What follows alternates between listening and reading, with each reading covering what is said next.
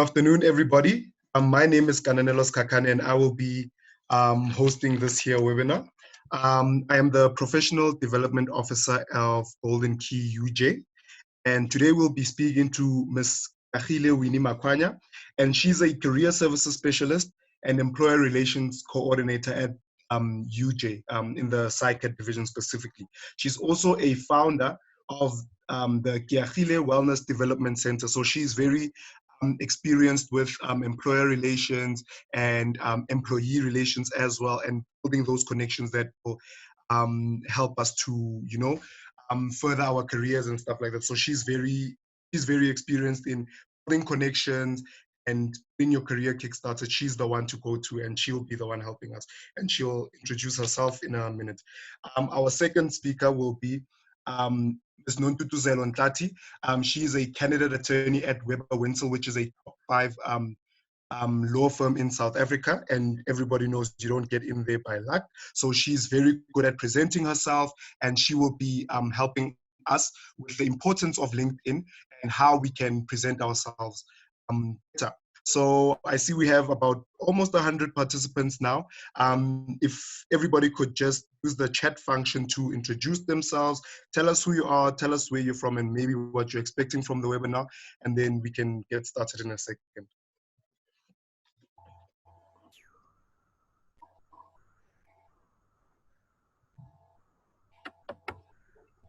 Hi, Gianni.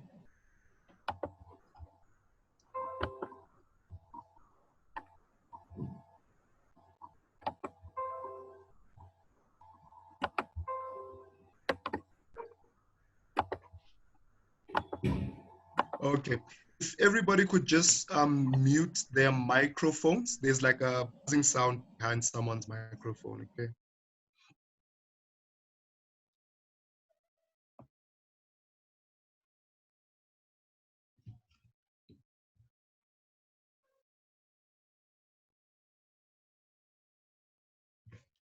Okay, so Gianni says that she is expecting to learn a few tips and tricks that will come handy in the near future. We hope we can deliver on that.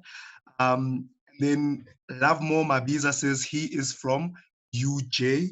And then Laura Carlsa from UWC. And hi, everyone. My name is Von Shabang, an LLM student at the University of Johannesburg, and a introduction to legal skills. And then we have Andrew Liu from UJ. Okay. Unkarabile Kulu, welcome, everybody. Welcome, Linda. Okay. Okay. I'm glad to see that we have so many participants today. So what I'm going to do now is that I'm just going to ask Ms. Winnie Makwanya to introduce herself and just get started. I would just like to let everyone know that the webinar is scheduled for from 12 till 1:30. However, if we can finish up sooner, then we'll let everybody go. Over to you, Ms. Makwanya. All right, thank you. Good afternoon, everyone. As mentioned, my name is Winnie, and I am representing the PsyCAT Career Services Department at UJ. So I know that some of you guys might know PsyCAT, and just to let you know that PsyCAT is divided into 2 divisions. We've got the psychology side and then the career services side, which is where I sit. And part of my job is also doing career counseling and also employer relations. So communicating with a lot of employers that recruit students and also that are interested in coming to campus and engaging with students on UJ. So I pretty much deal with them on a daily basis. So that's my role. And today with LinkedIn, I wanted to touch base. I know there's two speakers, but I actually wanted to look at the tips and tricks of using LinkedIn, and then share a little bit of a personal story, and then also just some tips that we have actually written down in our recruitment guide. So Career Services has a recruitment guide that we publish every year. And in the recruitment guide, you find so many resources and tools that you can use, such as writing your CV, doing your cover letter, and we have an article there on how to prep or how to use your LinkedIn to your advantage. So as we know, LinkedIn is now becoming the biggest drive of a recruitment platform. Recruiters use LinkedIn to find candidates, and they also place ads on LinkedIn to look for candidates. So it's very, very important that as as a user of LinkedIn, that you are actively using it, because we have a lot of people that have profiles on there, but they're not actively using LinkedIn. And this is where we can actually lose out, because LinkedIn is becoming the biggest drive, like I said, with recruitment. So first of all, I'm going to focus on just in general. Maybe I think the second speaker will speak more in terms of how to present yourself more. But apart from having your profile on LinkedIn, having your picture on and having your profile filled in, I want to talk about some tips and tricks that a lot of people can find useful, right? Okay, so when it comes to job hunting, right? So I mentioned that we use LinkedIn for either advertising ourselves or looking for jobs. And a lot of students will ask me, okay, how do I use LinkedIn to find jobs? Because I don't know where to start. I don't know how to focus, where to focus on. And first trick that I would like to mention is networking with people that have the same qualification as you, right? Or that are working in the same industries that you are interested in. When you network with such people, you're able to actually follow up on what organizations they're following, and you part of their network, you part of their groups that they are joining. So you networking with people that are related to your interests and your qualification.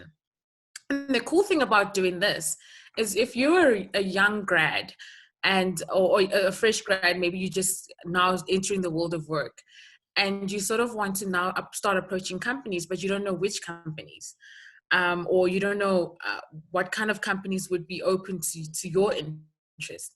I always say, look at where people have worked on their profile.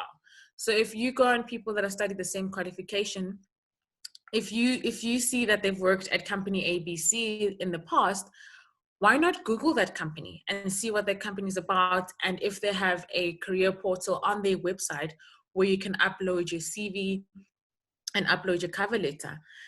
Because if that person has worked there before with the same qualification as you, then opportunities are obviously there. So you sort of now opening a bigger pool of the kind of companies you want to work for, because job searching is not about only going to PNet and Careers 24 and just it's also about identifying the companies that you're interested in, and identifying the companies that recruit your qualification. And if you make a list of these companies, you will find that you'll get the hang of it, of now visiting those websites, understanding the companies, and then also finding out of events and webinars that these companies host. Especially with UJ, I know that a lot of companies do presentations and webinars, and these presentation and webinars is a platform for them to explain to the students what can be expected in their graduation programs. So you making a list of these companies and being a part of them, you'll be able to keep up with these presentations and therefore be better prepared when applying. Right, so there's another trick, right? So looking at other people's profiles, where they've worked, what they've done, and then following on those companies and Googling those companies where they've been. So that trick seems to have worked for a lot of people, right? And another way of using LinkedIn is, and this is something that I personally did a long time ago, when I was sort of trying to find a career path. So I just graduated from psychology, and I was not really sure, where to work, what to do. And then I had an interest in HR, but I didn't know what HR was, and I didn't know what it meant to be an HR person. So what I did is I went on LinkedIn, and I started looking at profiles of people that are working in HR, as HR human resource manager or human resource assistant, either of the two. And I was going on LinkedIn, looking at profile after profile after profile. until I bumped into a profile of a gentleman who seemed to have a very steady, progressive career path where they graduated in HR, they started off in a grad program and then became an assistant manager, and then eventually they became an HR director. So I thought, wow, this is the perfect person because they've been consistent in their career and I would like to approach this person. So I sent this person an email on LinkedIn. So on LinkedIn, you're able to send messages to people that you're networking with. And remember to always be professional when you want to send these messages or when you want to make contact. So it's not a Facebook chat or WhatsApp chat, it's professional, introducing yourself and obviously stating why you're contacting this person. And that's what I did. I said, good afternoon, sir. I've seen your profile. Just graduated, and I'm fascinated about HR. However, I'm not sure, I don't understand what HR is about. And I'm looking for someone to be a mentor or someone to assist me in having a coffee chat with me. And I was lucky enough that this person responded and they agreed. And we set a date and time, and I literally went to meet for coffee with a notepad and a pen. And I told myself I'm going to ask every single question that I need to ask so that I'm aware of what career path I want to follow. And from that moment, I realized, wow, LinkedIn can really help someone, to make important decisions. And I can tell you now, me doing that and having this sit down with this person opened my mind a bit more. And I was able to understand what HR is. I was able to understand what the daily activities, and I was asking questions and I asked him, please talk to me as if, I'm in grade 1, I don't know, like step by step. And he was able to speak to me step by step. And I'm grateful that I was able to be creative and use LinkedIn to my advantage. And I encourage you guys to do that. And yes, not everyone will respond. I think I was very lucky to have this person respond. Not everyone will respond. It might take you to knock on a couple of doors before one actually opens.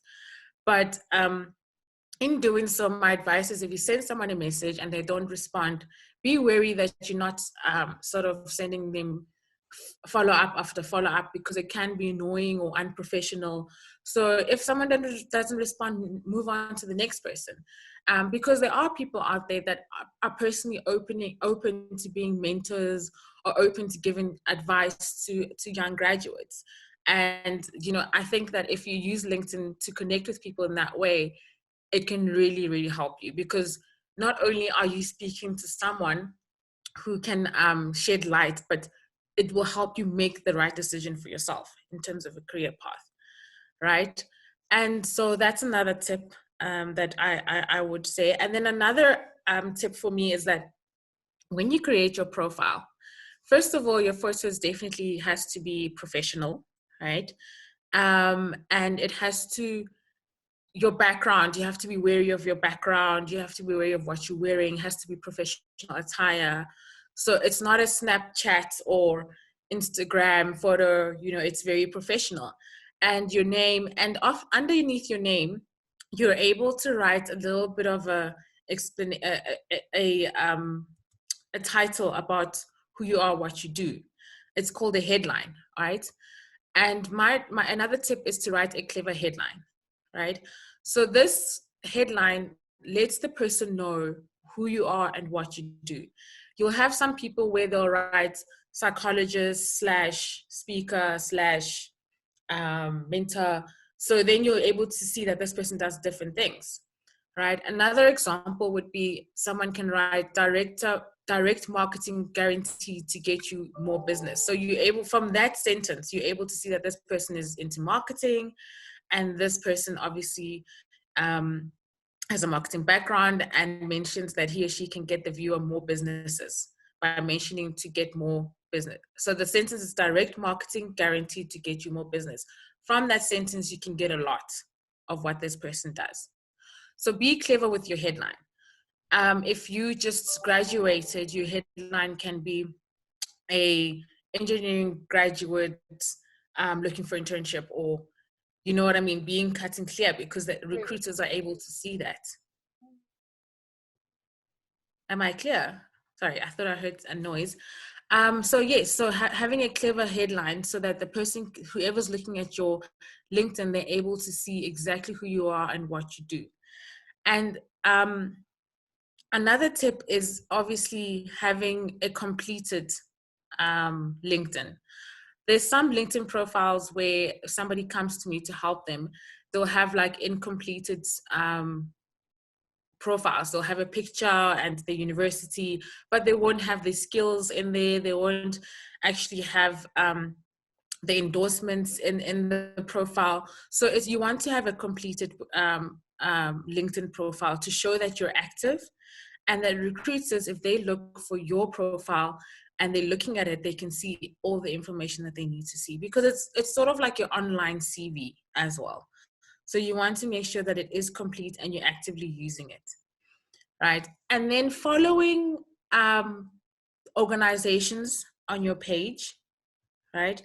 This has proven to be very, very useful for a lot of people, because when you follow these organizations, you're able to keep up with the different talks that are happening, what the opportunities that they're advertising. So literally go onto companies and to follow like Google sectors on your Google, and then you can go onto LinkedIn and search these companies. And a lot of these companies have pages on LinkedIn that you can follow.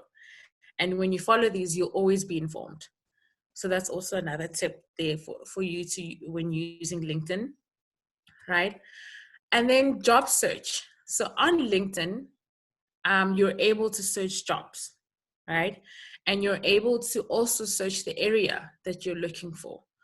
So use LinkedIn to identify these positions and also to apply for jobs, because we forget LinkedIn sometimes. We always focus on PNet, Careers 24, Career Junction, Indeed, and we always forget LinkedIn. So I want to encourage you guys to start using LinkedIn as part of your platforms that you normally use, like your PNet and your Careers 24, because you'll find that you might find a position that's not on PNet. Because a lot of the time the recruiters will use all platforms, including LinkedIn, but however, you might find an advert that's on LinkedIn and not on PNet. Okay, so don't forget about the job search engine on LinkedIn, because you obviously then opening up your pool more when it comes to job searching. Okay. I don't know how much time I have left, or maybe if there's any questions from the tips that I've given so far.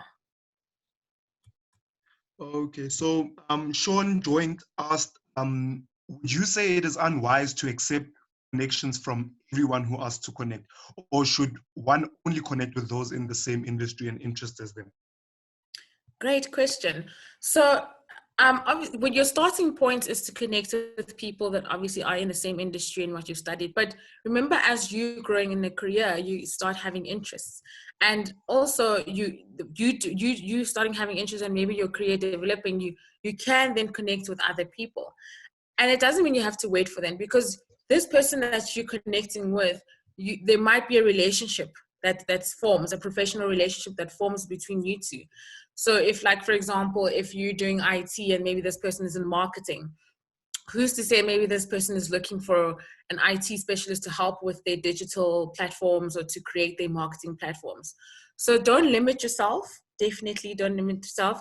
However, I was just using as a starting point, you want to then connect with people that are related to your industry, your interests, that have the same qualifications, as a way to kickstart your journey into job searching.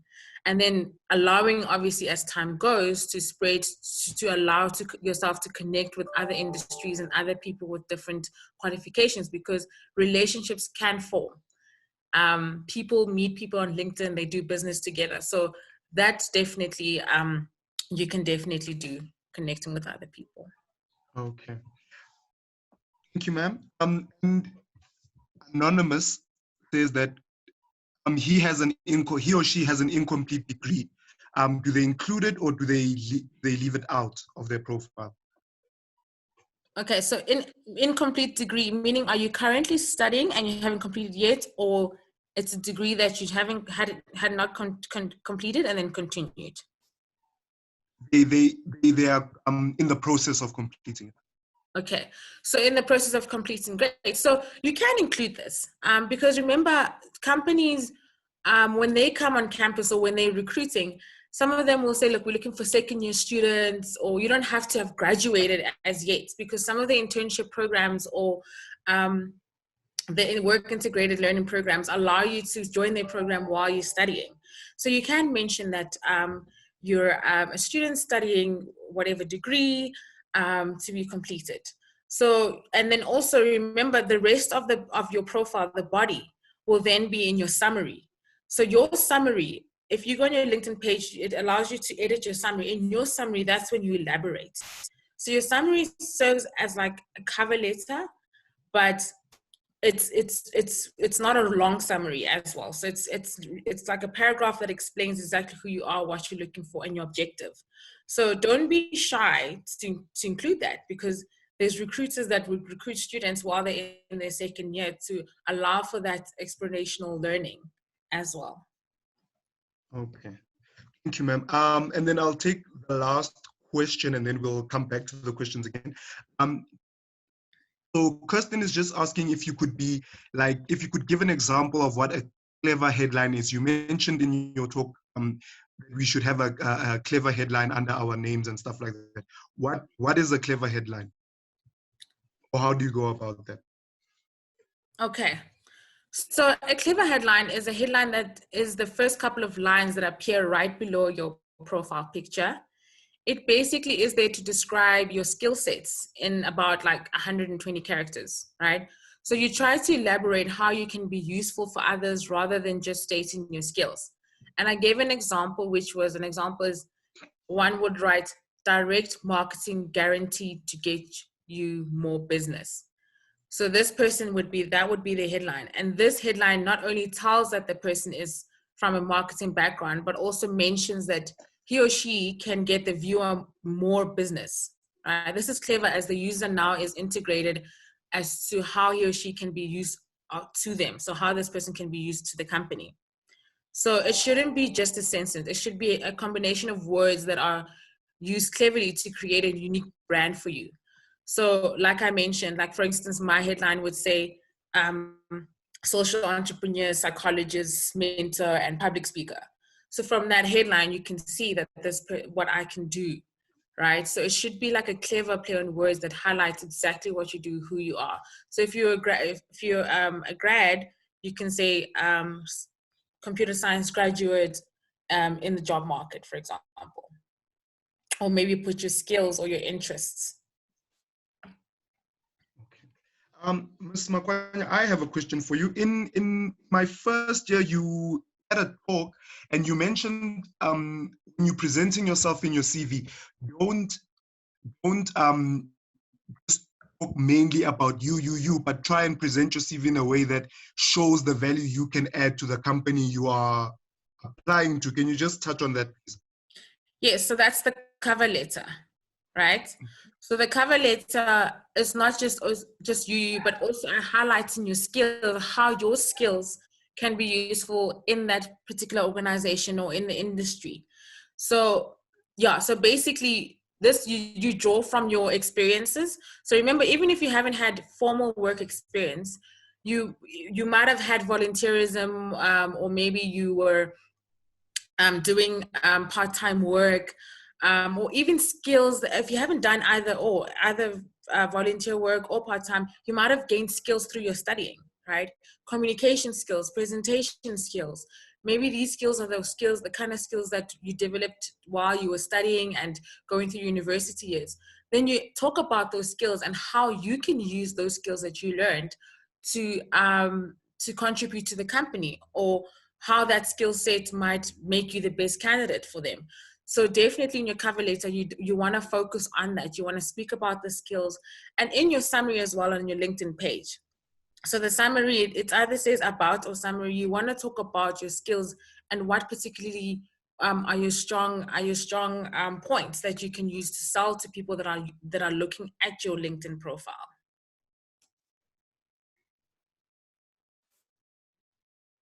Okay, thank you very much, Ms. Makwanya. Okay, I think we'll take more questions after Ms. Nontutuzelo Ntlati speaks. Ms. Makwanya, is there anything else that you would like to add? No, at this point, not yet. I think we can continue. Okay, thank you very much. Ms. Ntlati, over to you.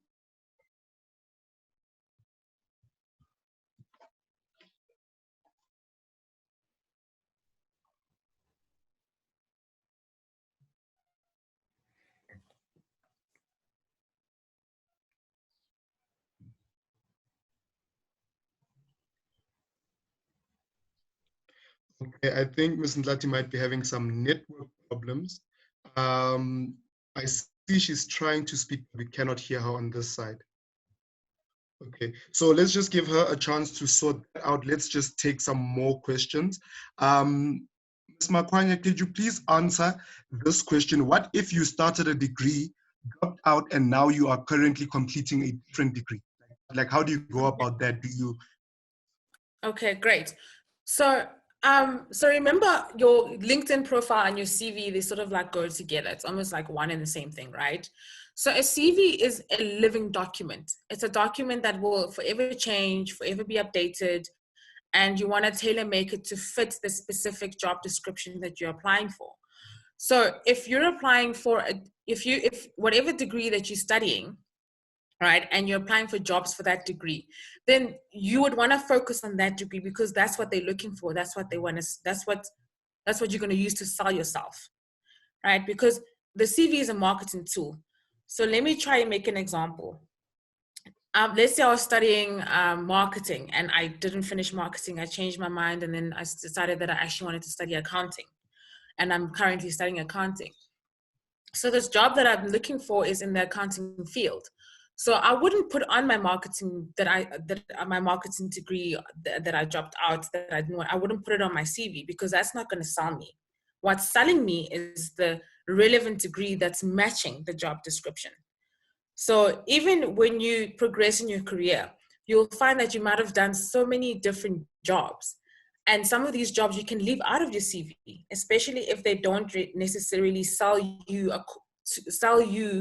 to that particular job description.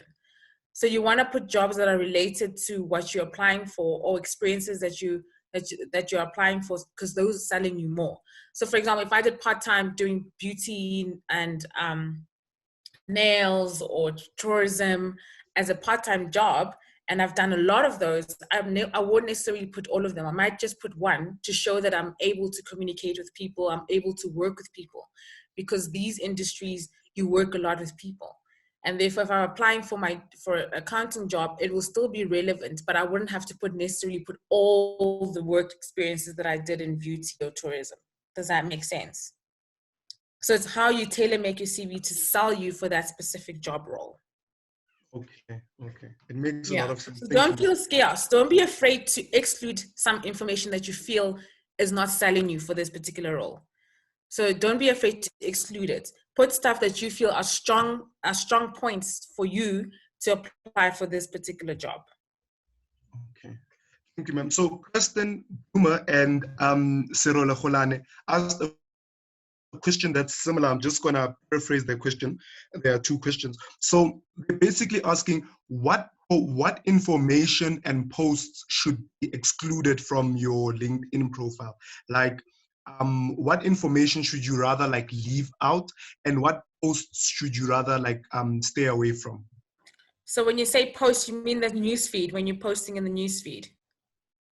Yes, one aspect of the question is the information that you should just leave out of your profile. Like what information is like no and it's a bit too much, and what news feeds should you stay away from? Okay. So I'm going to try and answer that to my best ability. Maybe my next speaker can help me answer it as well. Okay. But for me, I would say, remember, you want to stand out. You want to sell yourself. So in your profile, you want to include your achievements.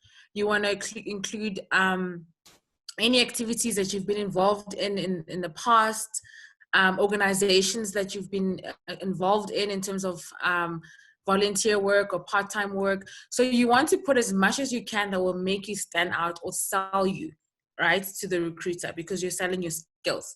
So be be wary not to leave out such information, because a lot of the times I know that people will forget to add their achievements, or they might think, oh, but this achievement, I don't think I should add it. So even if it's a sports achievement, you were awarded a certificate for an event, or you were recognized for, you broke a world record, for example. So whatever achievement, because that still talks about your character, and you want to now highlight yourself in the best ability.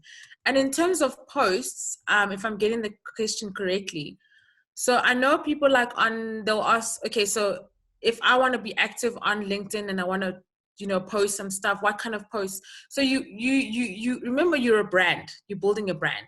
So you want to post relevant posts that are related to your industry, that are related to you marketing yourself. So if you're doing some other work on part-time and you've done achievements in there, you can post these, right? Because it also talks about your character, and it highlights certain skills that you may have, that maybe you may think that it's not noticeable, but you doing that job actually highlights a certain skill. So be as creative as possible to sell yourself in a positive way. I think that's the best way to put it. So don't be afraid to sell yourself. Don't be afraid to brand yourself. You are a brand as a person, and you are a brand as well as a representative of a company. So don't be afraid to brand yourself. Thank you very much, Ms. Makwanya. Ms. Ntlati, are you sorted?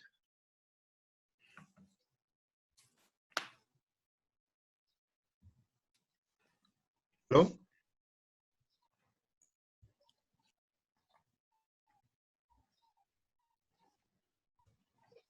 Okay. I think Ms. Ntlati is still having a bit of problems that side. Mm-hmm. Okay, so I'm going to help Ms. Makwanya with some questions as well. As far as I can. I see some questions are hard here. Okay. Made mention to the summary you would have in your profile. Could you please elaborate or give an example as to what you would add in your summary? And what is... Okay. Yeah. Mm-hmm. Okay. So summary section is often the most important section in your profile. Okay, as it's one of the first things that people will see. So you want to highlight your top 3 skills you want to that you want to be recognized for. So hence, when you endorse, on LinkedIn, people can endorse you in terms of your skills. So you want to mention that and add those skills that you've been endorsed for. So it's you catching the person's attention, right? I know some people, if they have a lot to say, they'll sort of write a summary and use bullet points in there and say, look, these are the achievements, this is what I've done, right? So the point of the summary is to catch someone's attention in terms of the skills that you feel are strong, representing you strongly, and that you feel like you want to advertise publicly. Okay. Thank I'm you, not ma'am. sure if I'm able to share a screen. Am Okay, I? I think you might be able to. At the bottom there, it says so. The green button. Yes. Okay. Okay. Can you Oh, guys see? So I'm just going to give like an example, because I always use my profile to swap and change just to help people see it. But so this would be your picture, right? And then obviously your name, and then here, this is where I said that there's the title that you write underneath here. So I've chosen to write 3 different or 4 different titles that I feel that would fit. So if somebody looks at my profile, they'll be able to see 4 different things that I can do or involved in, right? So the about summary, I mean, you can literally write this in your own words, but I mean, some people would like to be to the point and say, look, this is the achievements, this is what this is the stuff that this person has done, and you list them there. And you're able to edit this by obviously pressing the pencil to edit your information, right? And when I was talking about endorsements, so skills and endorsements, yeah. right? So when people are connecting with you, they're able to endorse your skills. So they're able, if they've been in your network or they've worked with you before, they're able to endorse a certain skill and say, okay, look, I know that so this person, they're quite good at this skill and I'm going to endorse them. And it will show you the people that have been endorsing you and you're able to see them here, right? And these skills, then you can add in your summary if you want. So you would add them in the about section over here, okay? And then your accomplishments, right? So awards that you feel you want to put on there, you can put them in accomplishments. Organizations that you've been involved in, you can put there. And can you see your interests? So these are all the companies I follow. Obviously, I follow a variety of companies because of what I do at UJ with employer relations, but there's a whole lot of, you can follow companies that are related to your sector, you can follow people, and you keep up with their posts on a regular basis. And here obviously would be your experience, right? All the stuff that you've done. You can put volunteer work here as well, definitely. And obviously your education would be here. Okay, so can you see it's like it's mine is a bit simple, but there's other people that have like a lot of information on there, and it's purely based on how you want to sell yourself. What do you want to do? How you want to brand yourself? And this is the news feed that I was talking about. So you'll see that people post, see all the companies that you're following, you can keep up with their posts. They sometimes post job opportunities. You see conferences that you can take part in. Some of these conferences are free. So that's the advantage of following different organizations. And people will post and you can share posts, people's posts as well. And this is juicy information, especially if you're in a job market. This is juicy information. And this is, see someone here this is what I call branding yourself. Okay, this person is branding themselves by doing this, right? So it's a civil engineer person. If we go into her profile, there, civil engineering technologist at municipality infrastructure. This is what this person does. And this is the experiences, the education, skills and endorsements, and the interest. But can you see how I went into her profile when I saw her this? Because, oh, okay, Sylvania, because this is what you're branding. So be professional and don't be afraid to brand yourself. You know, don't be afraid to brand yourself and be active on the socials, on LinkedIn as well. And then you're able to connect with people. So there'll be people that want to follow you, and you can go and find people that are in the same industries as you. So these are recommendations that are given by LinkedIn. So a lot of people from UJ, you know, and I can connect with them if I want to connect. And so over here, these are messages. So people connecting with me and I connect with them. For example, here for our magazine at UJ, I was looking for a UJ alumni. And I literally just went on LinkedIn, sent a message and said, hi, would you like to be part of our UJ alumni? And so forth. And this person was asking me to be part of their survey.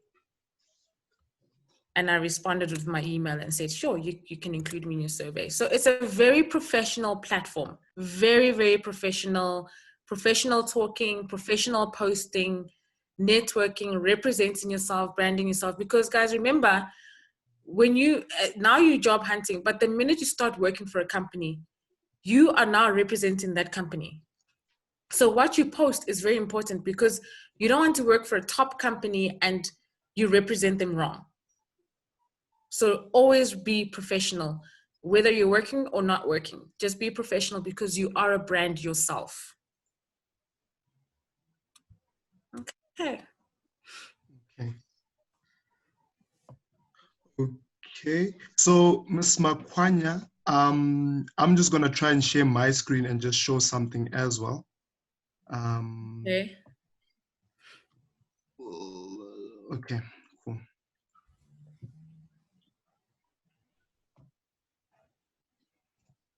Okay, I don't know if you guys can see this. Can you see this? So what I did was I'm a bit nervous about going to work next year. So what I did was I went on to LinkedIn and then I searched for industry professionals. Now I'm going to be a candidate attorney next year, so I wanted a few, like someone that's experienced with candidate attorneys and experienced with helping people who are candidate attorneys to start their careers and thrive. So what I did was, this is a bit embarrassing, but I'm not shy.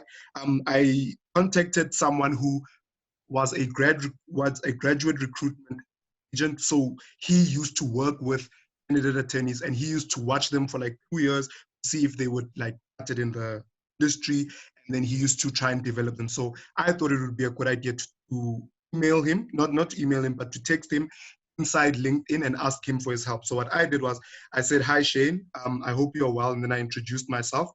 And then I told him what I'm doing. Like I'm trying to meticulously plan my career projection, and part of my plan is interviewing professionals in the field who have made it. And then I told him that I look up to you and I would like to learn from you. Could I please ask for a 10 to 15-minute interview with you on Zoom or any platform you are comfortable with, so that you can tell me how I can make it in CDH and build a name for myself in the profession. And he was nice enough to respond and say that he would, like, he doesn't mind contacting me. He just doesn't work for that same company anymore. Does that affect my willingness to meet with him? I said, no, like I said, I'd I'd love to meet up with him. And then if I show you this one, this is Professor Munandulo. He just said, congratulations. So as I edited my profile, I said 2016 to 2020 was my career, but then LinkedIn accidentally put that as if I'm already done in 2020. So I had to clarify that I'm not done. But this is a professor from Cornell University who was saying congratulations to me. And it just shows, like, this is a tenured professor, if you can see his profile. And I don't think if I had emailed him to ask to connect with him or sent him like a cold call, this would have worked. Nontutuzelo, I think you're on now. Oh, okay. Okay, thank you. So if you just look here, this is professor at Cornell University. So I made a connection with him now and he congratulated me. So I think one thing that is evidence here, right, that it's much better than what do you call this? It's much better than Facebook. It's much better than Instagram. I don't think there's a situation whereby I could be able to contact an industry professional in their DMs, for example, ask them for help, and then they'll respond. So it just shows the importance of having a good LinkedIn profile and the importance of just shooting your shot. Like Ms. Makwanya said that she wanted to get ahead in her career, so she contacted someone that she could ask help from. And just to close off there from my side, I think it's very important. And guys, just remember that when approaching these people on LinkedIn or being active, just to also be wary of, how are you doing it? You don't want to stalk someone and you don't want to bombard someone. So know what you want, understand what you want, know what's your plan, have a plan when you do these things. For example, I had a plan that I wanted to know more about HR, and that was my plan. And Kananelo had a plan for the candidate attorney. So don't go there being vague. Don't go into it being vague. So have a plan so that you know that you're approaching the right people, you're being professional, and you know what kind of answers you're looking for. Yes. Okay. Thank you very much, Ms. Makwanya. Ms. Ntlati, are you ready? Yes, I am. Okay, can you guys hear me? Yes, we can. Oh, okay. I'm so sorry, guys. Oh, wow. No problem. Anyway, I just want to thank Kani and the UJ Golden Key for, hosting this webinar. My name is Nontutuzelo Ntlati, and I'm a first-year candidate attorney at Weber Wenzel. So, like Kani and Winnie have already touched on a lot of points that I was going to talk about. So I'm just gonna maybe give you guys some practical examples or just extend on the things that they've already mentioned. What I'm going to try to do is that I'm just going to try and give you guys practical examples from my own personal experience with having a good LinkedIn profile, and also having just a good professional profile in on any platform, right? So I don't think I have to define or give you guys a definition of what LinkedIn is, but then obviously it is like a social network for professionals. So you get to connect with different professionals across the world.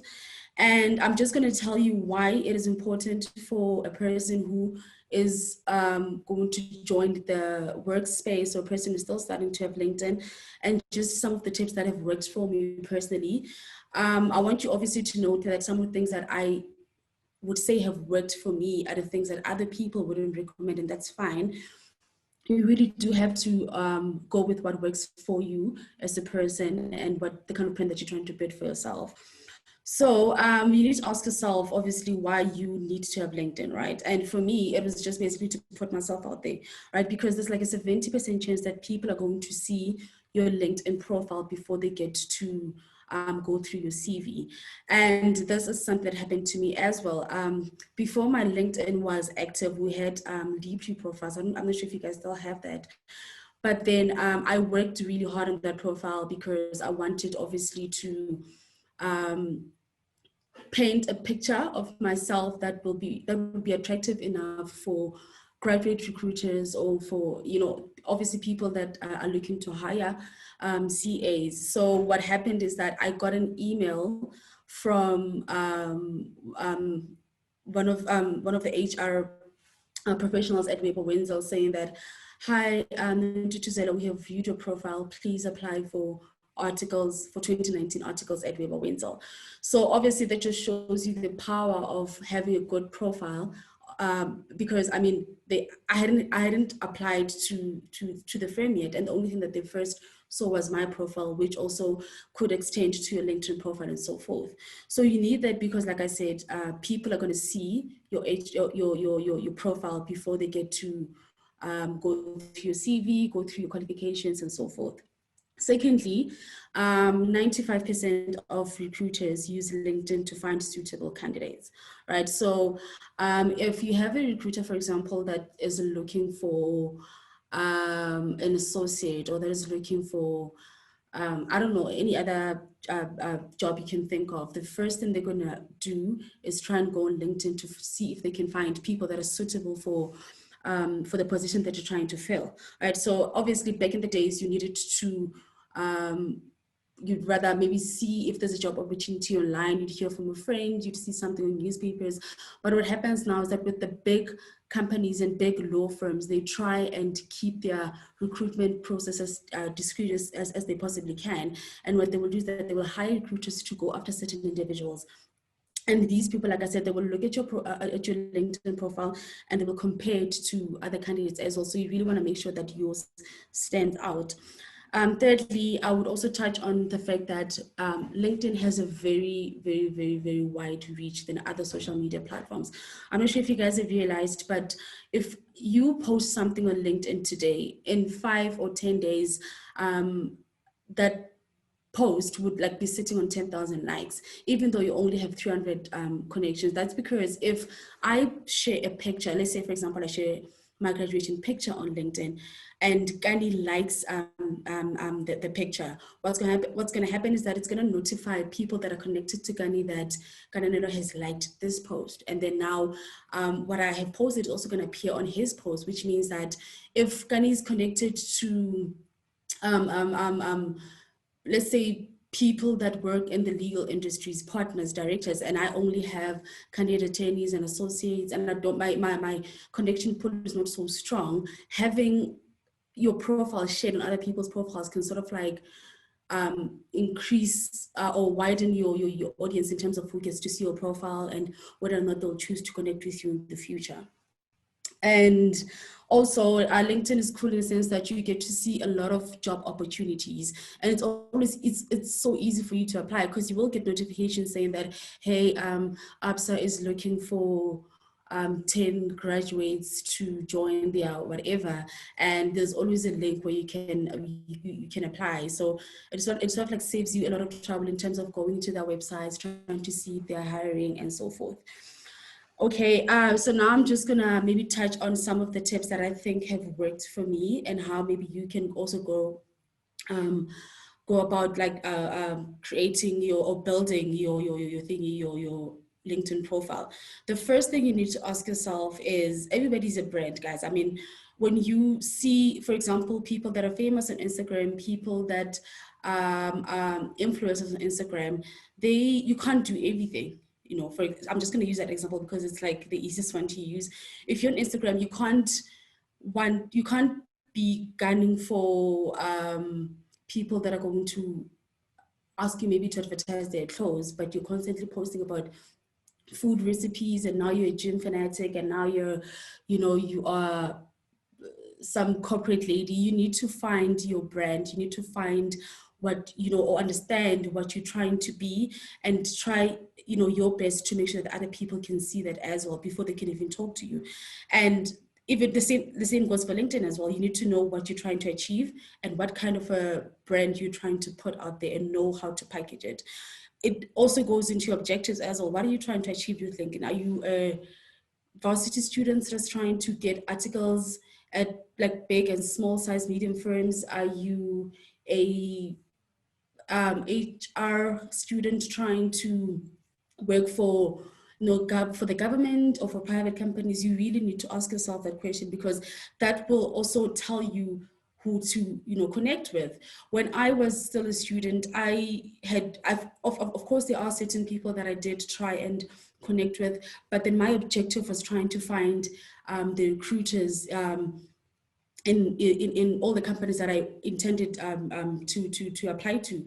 So I looked for the HR recruiters for Weber Wenzel, I looked for the HR recruiters for CDH, I looked for the HR recruiters for Foskin and so forth, and I would send them connection requests. And obviously I did this after after polishing my profile a bit, just so they still find me as a suitable candidate, even though I'm just trying to form a connection and I'm in my second year. So I sent those people connection requests, because I was trying to get into that space. I was trying to get them to notice me, because at that point you have to be honest with yourself. You can send a connection request to a partner at Weber Wenzel. You can send a connection request to a director at a certain company. But then when you look at where you are, the point that you are in your life, how is that going to help? Is it getting you closer to your goal, or are you just increasing the number of connections that you have, but it's not going to help you with anything? Secondly, I think I joined a bit late, so maybe we needed to speak about having a good profile picture. So you need to understand that your profile picture can do one of the two things for you. If you're lucky, it can do both. One, it can sort of increase your likability. So some people, I don't know, there's just something about a picture of a person who's just standing there smiling, their eyes are wide, they look very ambitious. It makes you likable. It makes people sort of want to talk to you, want to connect with you and so forth. Secondly, it can show people also that you are competent, and it can also sort of show recruiters, the competency and how influential you can be as a person. So you obviously don't want to use a picture that you took in 2008 with your Snapchat filter. One thing also that I personally don't like when I look at different profiles is people who have full body pictures as their profile pictures. I'm not gonna click into your picture and zoom and try to see your face.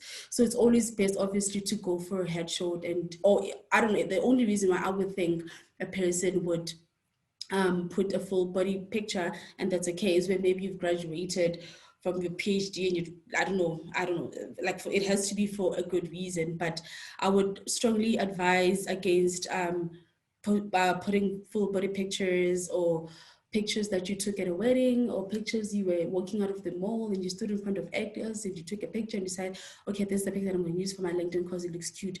You want to go for a picture that's going to show people, that's going to like I said, increase your likability, and you also want to go for a picture that's going to show people that you're competent as well, and this can be seen in the way that you dress. If you're a girl, this can be seen in your hairstyle. When you took the picture, when you're a guy, you really want to go for a white collar, you want to wear your blazer, and if you must, then you can wear your tie. And I also heard that when you touched a lot on the type of headline that you need to have in your LinkedIn profile.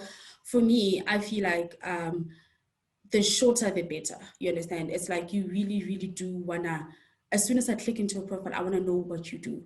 I don't wanna see, like LLB student at the University of Johannesburg currently. Like, it's like, you don't want it to be a sentence. My LinkedIn headline is, I just said, Canadian corporate law with Windsor. And also, when you start working, I would strongly advise you to do this, especially if you are gonna rotate in different teams. You want to show people what you're currently doing in the moment. So I'm not going to say candidate Weber Wenzel. Like, what am I doing at Weber Wenzel? So if you obviously, like I say, you're rotating in the corporate law team, you want to say corporate law. If you're rotating the dispute resolution team, you want to say dispute resolution. Because if you go back to the point that I made about recruiters, if they're looking for somebody who has experience in dispute resolution, they don't have to ask you, because, hey, I saw that you are an associate, I saw that you are a chair accountant at this place, or I saw that you are a kind of attorney at Weber Wenzel. What exactly do you do? Because I'm looking for people that maybe have that have financial regulatory experience. You want them to see that as soon as they click into your profile. And also, you want to think about your professional summary. So currently, I don't have a professional summary, and the reason why I don't have a professional summary, because I am a candidate attorney and I'm rotating.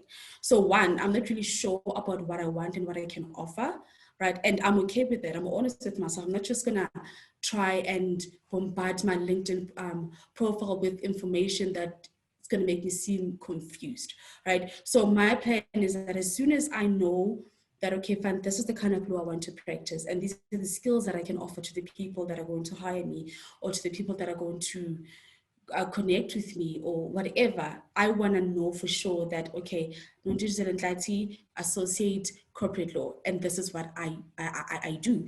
So what I don't like is that I can see when a person was just trying to create a LinkedIn profile and just put it out there for the sake of having a profile. You'll see it in their professional summary, in that they are all over the place. They tell you things that are very general, like I'm hardworking, I'm competent, I'm, like things that are not going to do anything for me as a person that's trying to recruit you, or as a person that's trying to hire you for your services.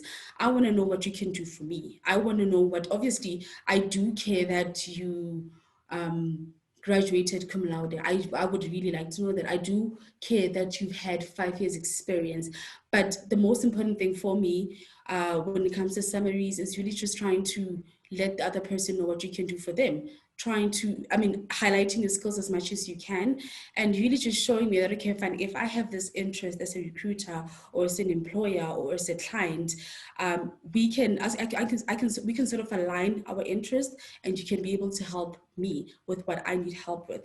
So really just try, and if you're not really sure of about what you do, and if you're not really sure about what you can give to your recruiters or future employers, I would advise you to just maybe,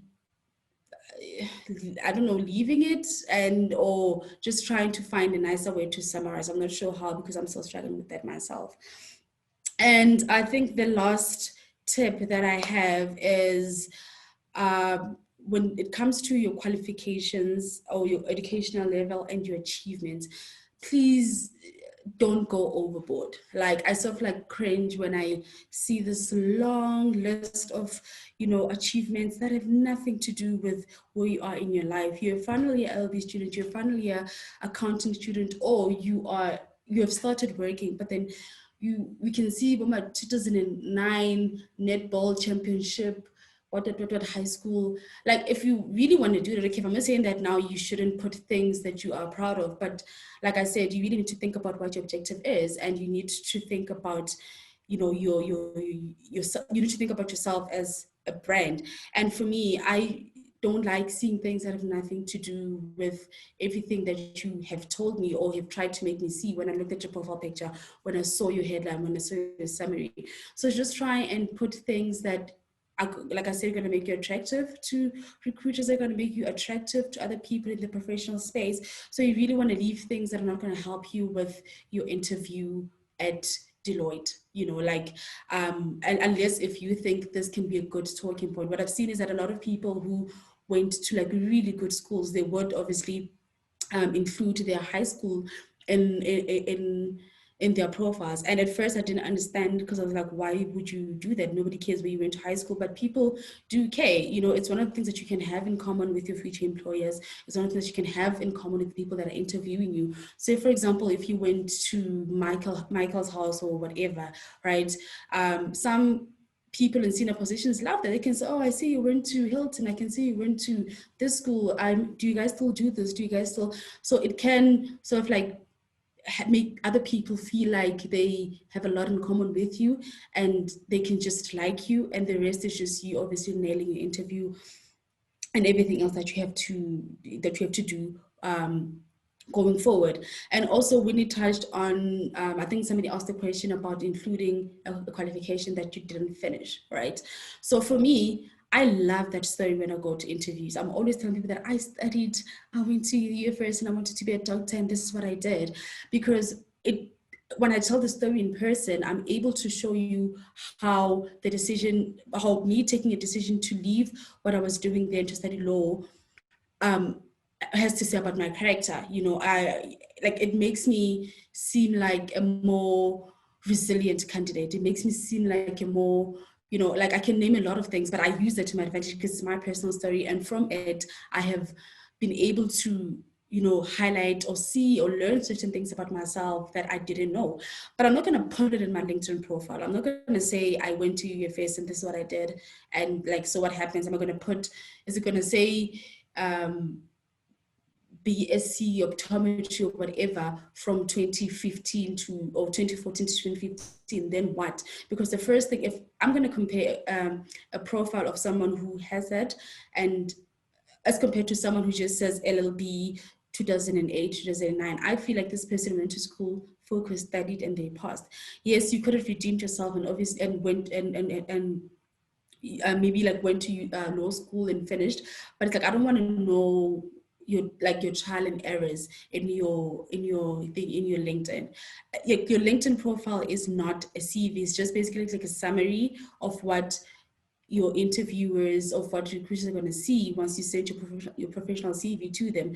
But your LinkedIn profile is sort of like a summary, like I said. So you really just want to limit the kind of information that you put in there to make you stand out.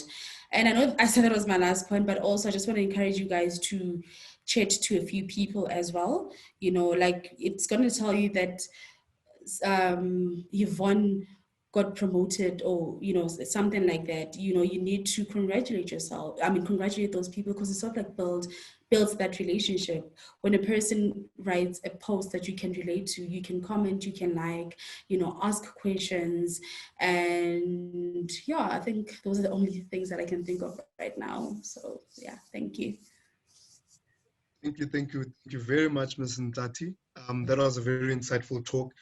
We're just gonna go ahead and take a few questions right now.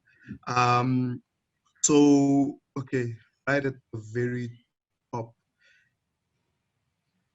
Ruth Mpofu asks, besides working on your profile for it to stand out, etc., would you say that increasing your participation can help you get out of LinkedIn? And how much time would you suggest one should spend on LinkedIn as far as building your profile? So I'm going to give an answer here that a grad recruitment manager once gave to me, right? So if you think about it, when you're applying for a job, when you're applying for anything, you think to yourself that there's so many people applying. There's like 1,000 people applying. That's something that faces a lot of law students when they're applying for candidate attorney positions.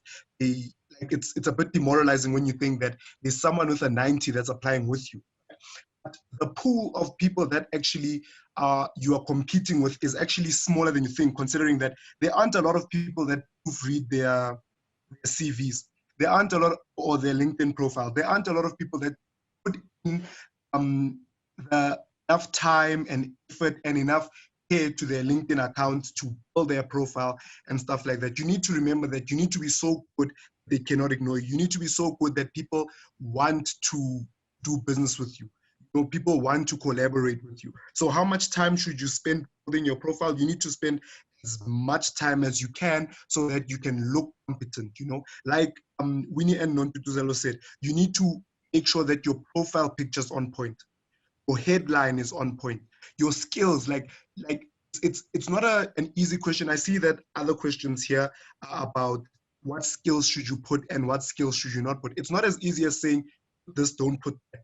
You know, it takes care. And Miss Winnie and Miss Nontutuzelo can't tell you what to put there and what not to put there. You know, you need to decide what brand do you want to present? Who do you want to be?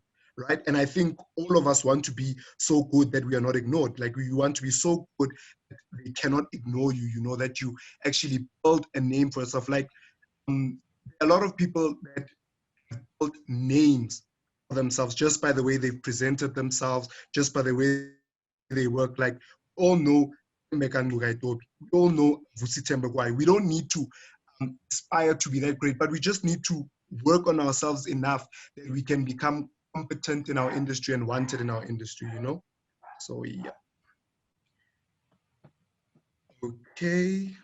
Another question is, hi, so if you are still undergraduate, do you specify in which modules you have distinctions, or do you just mention you are busy studying? I think Ms. Nontutuzelo can answer this. You specify your distinctions. I didn't. I actually didn't, but I didn't know that I had to. Like, I'm still on the fence, you know, when it comes to that. But I've seen certain people specify that, okay, fine, I have distinctions in dialect and, you know, I don't know. I don't know. So I think it really does depend on you. And like I said, what you're trying to achieve. Maybe if I was in my final year, or if I was doing my master's, or if I was unemployed and I was not being aggressive, you know, with, you know, my profile and trying to show the recruiters that, you know what, I at least I deserve an interview, or please notice me, then I would, because it, you know, it kind of shows people that, okay, this person really did well in school, so they don't have to wonder. But personally, for me, I do have my reservations, and that's because when you start working, I think you realize what matters, you know. But if I'm still studying, I would say just include it, because remember, marks do get you your foot at the door, and what you want at this point is just for your feet to be your feet to be at the door, and you can, like, obviously change a few things once you're in. So it really does depend on a person. I didn't, and like I said, looking back, I don't think I would, but maybe I'd have a different answer if I was unemployed, or if I was doing something else and I was looking to be hired the following year, and I wanted them to know that, you know what, I am the right person for the position. So yeah, I don't know if that helps. It really does depend on you and what you're trying to achieve, like I said. Thank you.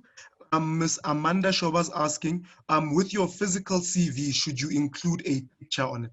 Should you include a picture on your physical CV? Uh, I know you don't include, like, CVs have evolved. Like, I remember back in the days, you wanted your CV to have like 10 pages to show people that you qualified. Nobody's going to go through a 10-page CV now. I don't think people really care what you look like until you maybe are shortlisted, you know, to come for an interview. But my CVs don't have pictures, and I think it would be very weird to get 500 CVs with pictures on them, you know, because I think the whole point of a CV is like to make the selection a bit more fair. Of course, you would include your race and your gender, and those things can play a role in whether or not you are going to get appointed for a certain position. But including your picture is just a bit too much. I think once you are called for an interview, I've seen a lot of companies requesting for people to send their pictures, or requesting for people to update their profiles, or, you know, so I think they will ask for it, but I wouldn't just paste it there. No. Okay. Thank you very much. Elijah's asking, someone who has always been really active in sporting activities and played at a national level, how would you use that to your advantage on LinkedIn? Kadi, don't you want to answer that? Didn't you play sport? Yes, I did. Okay, so Tino, Yeah. I played sport, and how I would use that in an interview or on my LinkedIn is that, when you're applying with a lot of people that might be smart, that might be well spoken and stuff like that. So you want to present every single skill that you have, but you need to be able to translate that skill into something that is useful to your future employer or to your future collaborator. Let's say you want to collaborate with someone. You don't just throw it out there that, yeah, I used to do karate or I used to do soccer. Like you package it. Like it's very important that you package everything that you've done in a way that is attractive to the other person, right? So if you have done a national level sport, you go on further to say that, what did you learn from being national? If it was a team sport, then you must be very good at working with people. You don't get very teams don't get very far if they don't gel well and work well together. If it was an individual sport, that means you had the fortitude and the solitude to work and the resilience to work and stuff like that. So I think it's about the way that you package it, like the way that you package it. And if, let's say, you are trying to apply to be a coach, it's very important that you package that you are a national level sport player. If, let's say, you played soccer and now you're trying to sell carpets, it's less relevant, but it can be attractive to someone. Show them that you have other skills like interpersonal skills and resilience and so forth. Okay. Anonymous asks, would you recommend that we sign up for a LinkedIn premium account? When do you think is it needed? Because it's quite pricey, but at the same time, there might be more benefits. So I'll tell you what I did with regards to the premium account. So what I did was I had the plan, of course, to contact people like industry professionals that could just give me tips on what are the real skills that I need to develop. Other than work ethic or being a productive person and a conscientious person and just on the ball. What are the real skills that are necessary to excel in the profession? What I wanted to find out, for example, is, other than being able to understand the law, what makes people thrive in law? So then what I did was I used the premium account to send messages. You can't send messages to people if you don't have a premium account.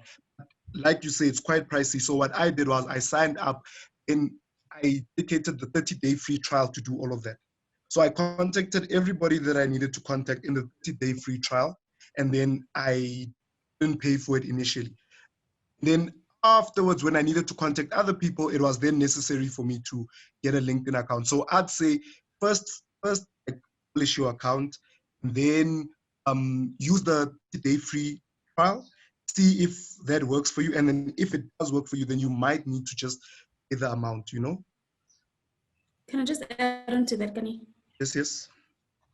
So I think I also did the same thing.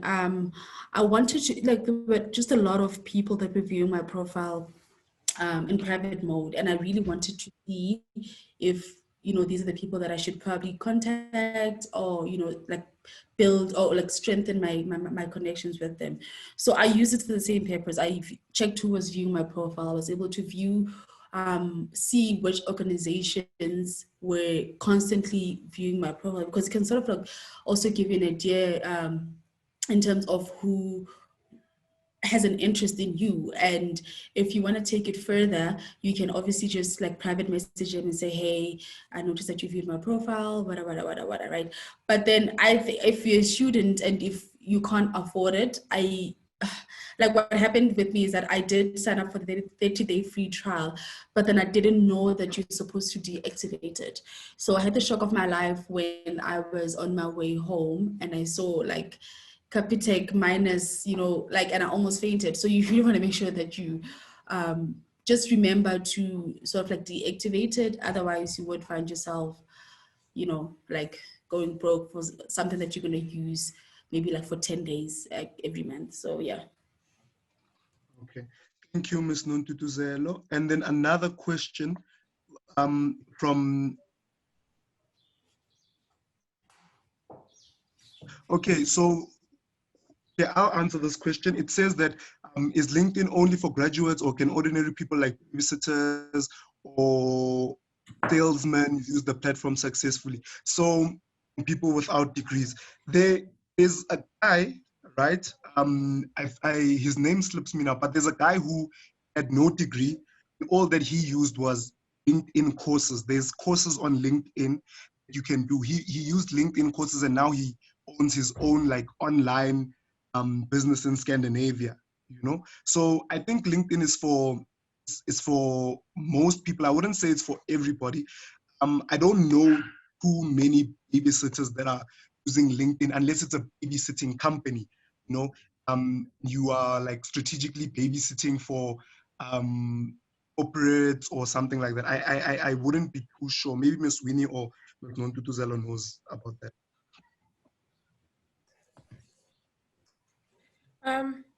Yeah, I mean, like I said earlier on, that you know, LinkedIn, you can use it to build a brand. So even if you don't have a degree, or you need to understand what is it that you are looking for, what is it that you're trying to accomplish, because LinkedIn is also it's a tool, it's a type of tool, right? It's a type of platform. So that platform, it works in its own way to achieve certain accomplishment in terms of career building. So it's really boils down to what exactly are you trying to achieve and what you want to use it for. Um, and obviously you don't want to limit yourself. So if you're trying to build a brand or trying to sell yourself as maybe a speaker, or sell yourself as maybe somebody who does a certain service, you most likely can use LinkedIn to network with people, to get their to get business, or to grow yourself, or to get recognized. So it's all about what works for you and what are you trying to accomplish in your specific career. And understanding that LinkedIn is very career based, it's a professional platform. So is it going to work for you? Is it necessary for what you're trying to build? Or is Instagram more relevant to what you're trying to do? So this is the type of questions that you need to ask yourself. Okay, thank you, Ms. Makwanya. Um, Anonymous, law-related question for the second speaker. What is the likelihood of law firms giving article opportunities to non-South African citizens, and how can one go about marketing themselves? So some law firms do, what do you call this? Some law firms do accept non-citizens, but because a law degree isn't necessarily a scarce skill, not a lot of law firms hire you without like a work permit and so on and so forth. There are international law firms in South Africa that can hire you. That's firm related question. So you need to find out which firms do that and which firms don't, and then just apply there, I guess. Okay.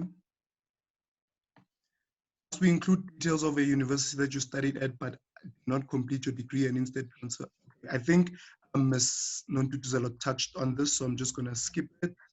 Then Bidintle Chokwe is our last question, and it says, I have a LinkedIn profile, but I got stuck when it came to updating my skills. I am afraid I might include unnecessary ones, and again, we have to add references. I think Ms. Winnie touched on this, and she said that as many on LinkedIn, they're named endorsements, I think.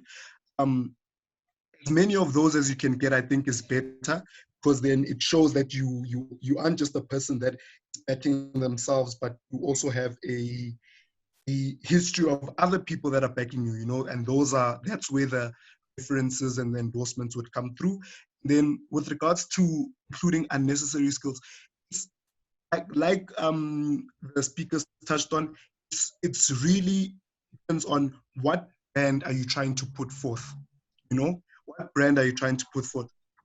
There are some skills that are very, very, very, very, very like necessary in a lot of professions, like interpersonal skills, marketing skills, you know, just working with people, selling yourself. I think selling is the best skill to have, like selling yourself, selling products, selling the company. Like you need to be able to package things in that way. So it's all up to you as to how do you want to package yourself, you know.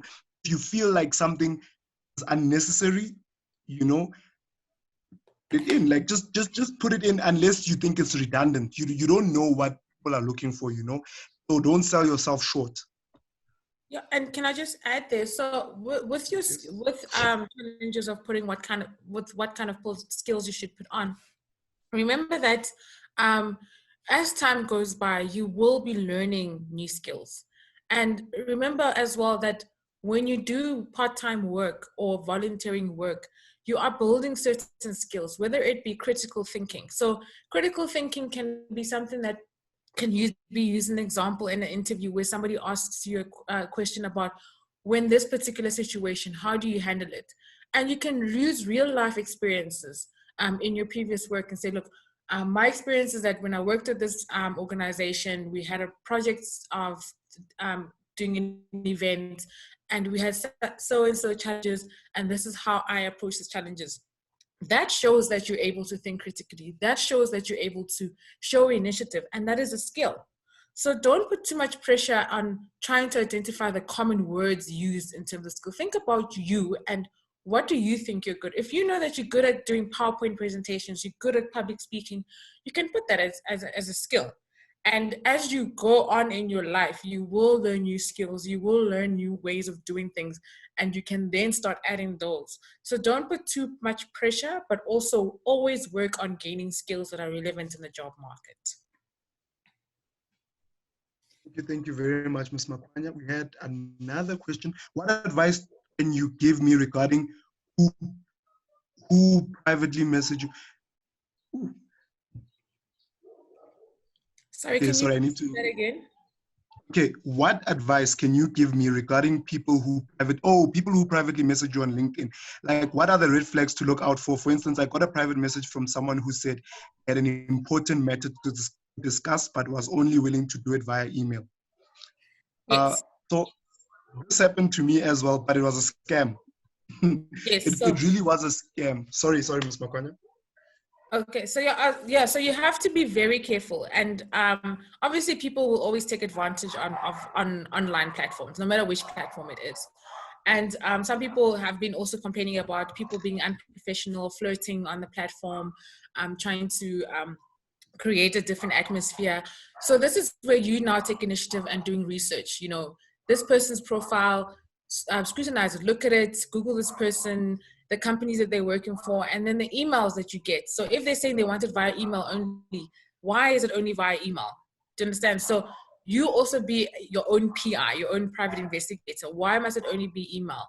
And, you know, when you do receive email links on LinkedIn, look at those links and really be careful before you click.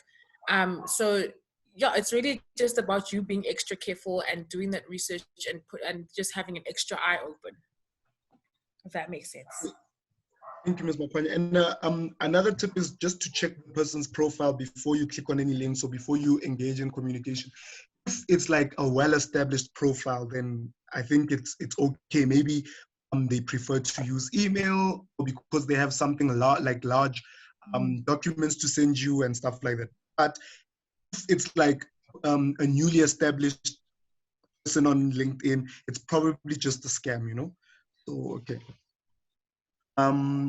Ms. Yvonne Shabang was asking, what would be the best way to communicate with a director of a company you want to work for? Ms. Makwanya? Best way to communicate with a director? Yes, like with a boss of a company you want to work for, or someone who is high up in the field that you want to work in. I think I think being in corporate. Do you want to take this one? Maybe just give advice from a corporate perspective.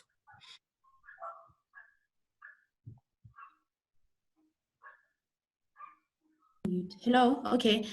So this one is a very tricky one because you do have some people in HR who hate people going, you know, over their heads and directly messaging directors. But I know that I have a friend who did something similar and it worked for them because now they are saving the articles, you know, at like a specific law firm, right? So what he did was that you would want to approach people that you have something in common with. So, you know, I'm not just going to email any director because I'm desperate for a job, but then he sort of like looked for something they both have in common, and he used it to connect to the director. So what you can do is that you can send them an email if they have their email address on maybe the company's website or something like that, and you can just basically explain your story that, hey, I am, you know, like a final LLB student, and I'm looking to start my articles next year. Please do. Can I meet with you for a coffee? Maybe you can give me some tips. But then you can't really just say, hey, I want to work for your company.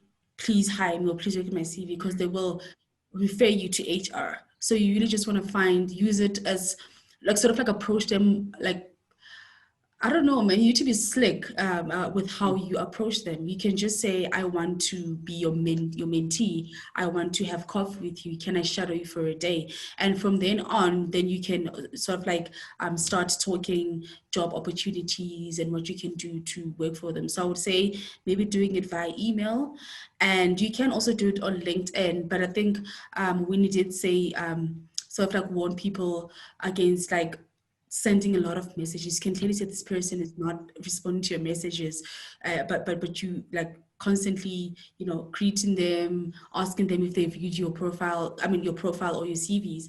So you don't want to seem aggressive. You don't want to stalk them. You don't want to make them uncomfortable. You can just send them a message on LinkedIn and then maybe sort of like indicate that you're going to send them a formal email. And you want to be strategic, like I said, with what you say to them.